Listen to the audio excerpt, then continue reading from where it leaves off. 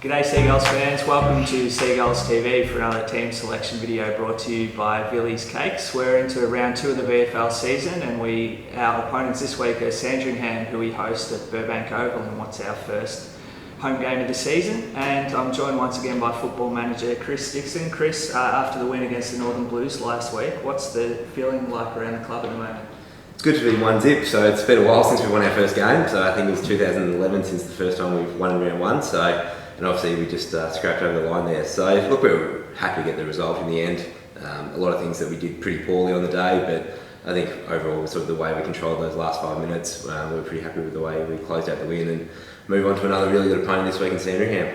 Well, you mentioned that. They looked pretty good in their game against Essendon last week, also getting over the line by a point. It's going to be a tough battle out there. Yeah, certainly. Look, I think certainly a person that I identified Sandringham as one of the real big improvers this year. They've got a really good mix of, I guess, all the young St.Kilda players pushing through. They've recruited really well in Clint Jones, Trent Dennis-Lane, Mitch Brown, and obviously a lot of the Sandringham VFL guys who are really hitting their straps at the moment. So, look, it's going to be a really good challenge. They had a really good win against Essendon, a pretty strong Essendon side. Pretty similar to us. I think they had 100 less possessions, less inside 50s, but still were able to get the job done. So there's probably two pretty even sides going to be coming up against it on Sunday.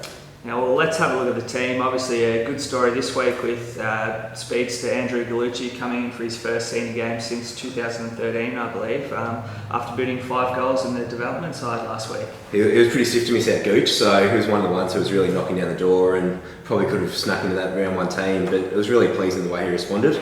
So for him to come out and kick 5 goals and be one of our better players at development level, look, he played all 3 pre-season games, has been one of the most impressive performers on the track over the pre-season, so really deserved his opportunity. His first official senior game was as a 23rd player, probably a game he'd rather forget, so he might see this as his official debut, and look, I'm sure he's going to have a lot of impact out there on Sunday. As you mentioned, he played all 3 senior practice games this pre-season. What have you liked most about his game over the pre-season? He's worked really hard on his work rate. I guess Gooch has been a player who's always had a pretty good highlights reel, so he's always been able to sort of finish his work, but it's probably getting those more sustained efforts, having the ability to really work hard up and down the ground. Also his defensive pressure. Look, he is one of the quickest players of the club. We really need him to deploy all those chases and tackles inside our forward 50 and help lock the ball in there.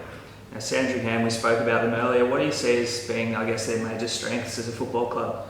I think sort of bringing in some of those established players, like Mitch Brown kicked 4 goals last week. He was a really big focal point up forward.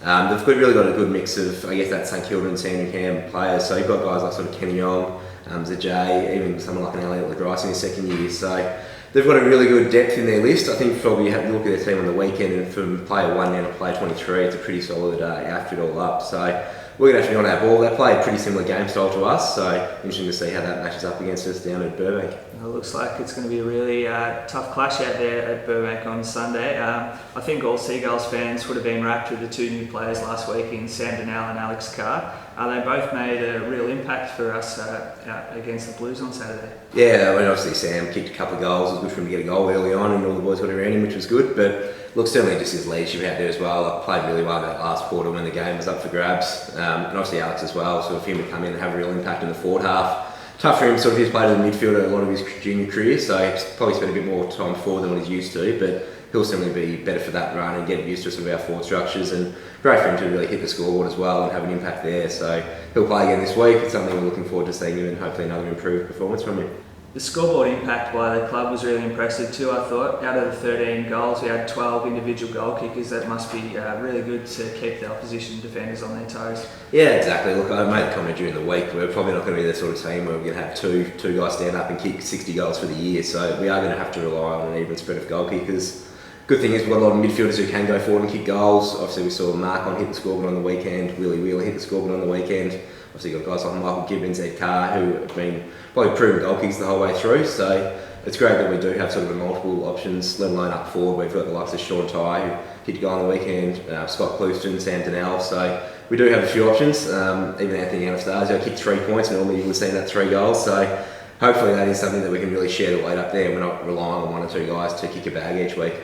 It was great to see all the Seagulls faithful turn out last week, and I think we probably outnumbered the Northern Blues support, even though it was their home game, so it was great. And with the 1 point win, who knows, that may have been the difference in getting us over the line. So definitely looking for a big turnout this week at Burbank Oval in our first home game of the year. Remember, we've got our President's Luncheon starting at noon, which it's $50 tickets. Jake King, special guest speaker. Tickets are still available via the club's website or just calling the office. So make sure you come along, and it's going to be, from all reports, a bit of a wet one out there Sunday. So get a nice warm meal and then stay under cover up the top and watch us hopefully defeat the Zebras. But Chris, thanks very much for your time once again, and best of luck this week against Sandringham. No worries, looking forward to seeing everyone out there.